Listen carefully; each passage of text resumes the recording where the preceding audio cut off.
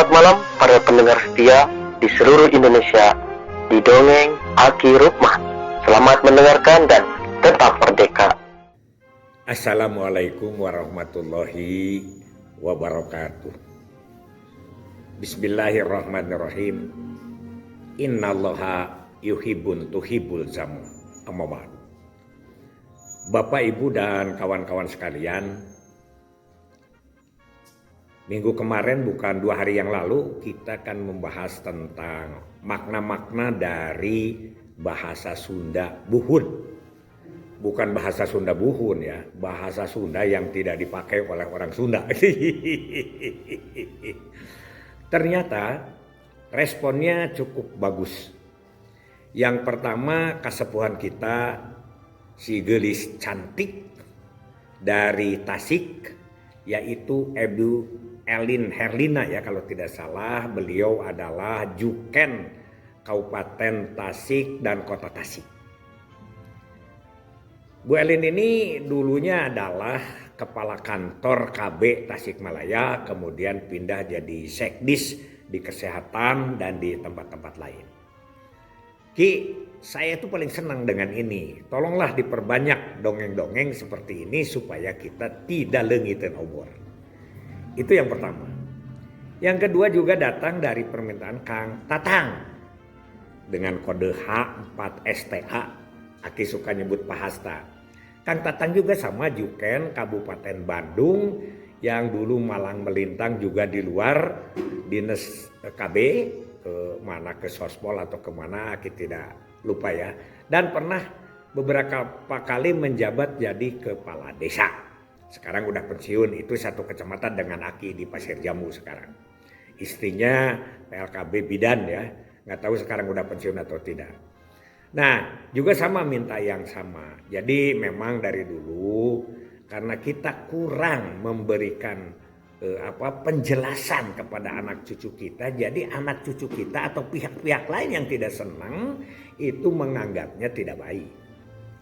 Contoh ini, tahun 1970-an itu kan semua penyuluh-penyuluh perwakilan dari departemen ada di kecamatan dan kantornya di kantor kecamatan. Kecuali puskesmas yang punya sendiri ya. Itu tahun 72 belum puskesmas, namanya klinik. Ya, klinik kesehatan. Karena puskesmas itu baru ada tahun 1974. Nah, siapa saja yang mengantor di situ banyak. Penyuluh pertanian, penyuluh perikanan, penyuluh kehutanan, dan lain sebagainya lah. Penyuluh sosial dari Depsos ya, ada Jupen, ada Penmas, ada penyuluh kebudayaan, ada penyuluh olahraga, apalagi ya, itu lebih dari 10. Ya penyuluh KB, diantaranya penyuluh KB dan seterusnya. Jadi lebih 10. Itu kontrol di kecamatan. Pada tidak punya meja. Begitu aja, hanya posko aja.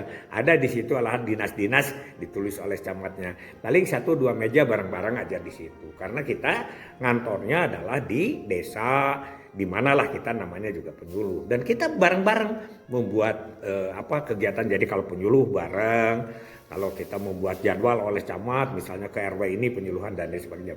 Itu dulu. Ya sekarang sudah masing-masing ya. Jadi kontrol dari pihak camatnya juga biasa-biasa aja. Makanya camat itu kurang paham terhadap program-program yang sedang dilaksanakan oleh masing-masing. Misalnya sekarang tidak sedikit petugas PKH jalan aja sendiri begitu. Itu sekarang dan dulu beda. Mana yang lebih bagus ya? Mungkin yang sekarang yang lebih bagus. Nah, di antara kita itu puluhan itu ada yang berbeda pendapat. Ya, ada yang berbeda pendapat, terutama perbedaan pendapat itu dari ajaran Islam yang berbeda begitu. Di situ aja, ya sering diskusi, bahkan sampai bukan diskusi, ya ngotot-ngototan gitu. Di antara itu ada satu orang yang dari luar kecamatan, dari sana tidak bisa disebut oleh Aki dari mana, dia itu jadi Penmas pendidikan masyarakat. Yang paling banyak diserang itu Aki. Karena Aki kalau penyuluhan suka memakai bahasa-bahasa Sunda yang buhun, yang membuat kadang-kadang ketawa orang dan lain sebagainya lah begitu. Itu Aki karena waktu itu Aki sedang belajar tentang pedalangan dan belajar tentang kesundaan. Memang kalah gitu performanya di masyarakat. Jadi kalau malah dia pernah ngomong, saya tidak mau kalau bicara sudah KB. Maksudnya respon masyarakatnya ya begitu kurang. Tapi begitu banyak aki berbicara, banyak serangan ke aki. Di antaranya yang diserang itu aki suka berdoa, ya. Kata-kata duhun lah, bul kukus unyukan kanu agung, dongkapkeun kanu kawasa. Nu kawasa sajatini ngrasa. Bade nyuhunkeun pangawasa, mugia inung anu ngandung, bapa nu ngayuga, sing mulus di alam kubur, sing barokah di alam barjah, sing barokah di alam barjah, sing mulia di alam sawarga. Itu kata-kata aki. Katanya itu adalah musyrik. Katanya itu adalah menyimpang dari ajaran agama. Lalu aki jelaskan bagaimana menyimpangnya. Bul kukus unyukan kanu agung. Bul kukus dulu suka pakai kuku, suka pakai kemenyan ya, orang-orang yang berdoa itu pada saat riungan-riungan seperti itu. Kemenyan itu tidak ada arti apa-apa. Kemenyan itu hanya mengharumkan ruangan supaya kaweningan hati kita itu menghadap kepada Tuhan itu benar-benar. Ya, bul kukus unyukan kanu agung. Siapa nu agung itu? Allah Subhanahu wa taala. Itu rekayasa bahasanya. Dongkapkeun kanu kawasa. Siapa nu kawasa itu? Allah Subhanahu wa taala. Begitu ya. Nu kawasa sajatini ngrasa. Nah, itu di dalam perasaan kita itu. Kita itu perasaan ya. Jadi tidak tahu bungkeluknya, tidak tahu wujudnya, tapi perasaan kita, hati kita manteng. La ilaha illallah Muhammadar Rasulullah. Begitu. Nah, sajatini ngrasa. Jadi kata para sepuh kapurun, kalau kita bicara sama mulut itu didengarnya oleh telinga. Tapi kalau bisa kita bicara dalam hati itu didengarnya oleh rasa. Jadi sajatini ngrasa badi nyuhunkeun pangawasa. Nyuhunkeun pangawasa itu nyuhunkeun meminta, memohon kewenangan, kebijakan, kepengabulan. Jadi segala sesuatu itu kan kita kan la haula wala quwata illa billahi aliyil azim di situ. Iya, nyuhunkeun pangawasa. Jadi dengan kekuasaannya mugia semoga ibu nu ngandung bapa nu ngayoga, ibu saya yang mengandung, bapak nu ngayuga yang memelihara begitu, muga sing mulus di alam kubur. Jadi di alam kuburnya itu ada panang tayungan, mulus tidak kena oleh siksa dan lain sebagainya. Sing barokah di alam barjah. Alam barjah kan alam nanti. Barokah itu kan mendapat hidayah dari Allah. Dan sing mulia di alam sawarga. Begitu, sawarga itu kan kepunyaan Allah Subhanahu wa taala. Itu yang biasa saya sebutkan. Kenapa harus bul kukus? Biasa aja tuh, kalau tidak mau diganti ganti aja. Ya, ganti aja. Muga-muga dina kaweningan ati, dina kasetraan mana sama aja itu dengan bulu kukus ya. Begitu. Itu yang sering aki. Akhirnya tidak ada yang menang, tidak ada yang kalah ya. Dia tetap tidak ikut ke kita. Kita itu bersepuluh orang tidak ikut pada ajarannya dia. Biar aja masing-masing itu. Tapi dia nyerangnya karena dia kalah di dalam penyuluhan tentang respon masyarakat. Kalau dia kan pakainya dalil hadis begitu ya, zaman dulu kan begitulah ya. Dan seperti di pengajian gitu kalau penyuluhan itu ya nggak apa-apa, itu juga bagus. Dia itu ya pendidikan masyarakat, dia menceritakan begitu. Nah, inilah yang sering kita perdebatkan. Tapi akhirnya tidak ada yang menang dan tidak ada yang kalah. Karena kita juga belajar takut. Mungkin yang dulu kata Aki ada kata-kata yang menyimpang. Misalnya dan lain sebagainya. Tanyakanlah kepada yang menyimpang. Aki tidak menyimpang. Karena kata-katanya seperti itu.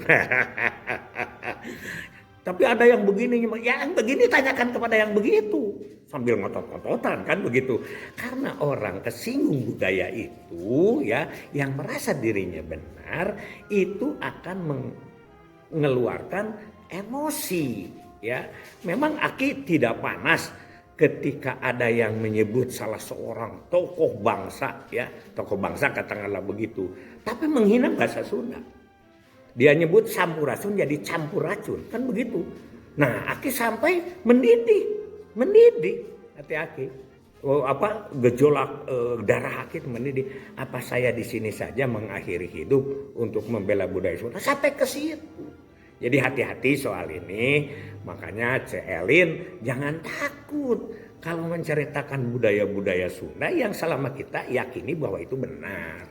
Banyak sekali ya, sampai terjemah tentang ayat suci Al-Quran yang oleh orang tua kita itu dilaksanakan untuk komunikasi yang bagus, malah disebutnya menyimpang. Itu saja dulu dari Aki. Jadi ini karena pertanyaan ya, Aki juga dari dulu tidak membahas ini. Hanya Aki juga ingin bahwa sekarang anak-anak atau kawan-kawan kita, anak cucu kita paham tentang ini. Karena ini budaya kita sendiri. Budaya usikna budi jeung daya. Budi gambaran hati, basa kalangkang kasa, seni rengkak polahna manusia ngedalkeun eusi hatena. Dasar kemuliaan bangsa gumantung kana rasana, dumeudeuh dina ngariksa ngaronjatkeun budayana. Lamun ilang budayana, pinasti sirna bangsana. Jadi kalau bahasa Sundanya sudah hilang nanti, maka orang Sunda itu gak akan hilang karena salah satu cirinya itu adalah budaya Sunda. Itu bahasa yang paling mencuat di dunia, begitu. Itu saja dari Aki. Terima kasih Kang Hasta. Terima kasih Celin memberikan semangat dan dorongan kepada Aki untuk menjalankan seperti itu. Banyak nanti kita cerita ya, selang-seling sajalah dengan program, dengan budaya, dengan kependudukan dan lain sebagainya. Hasbunallahu wa ni'mal wakil, ni'mal maula wa ni'man nasir. Wassalamualaikum warahmatullahi wabarakatuh.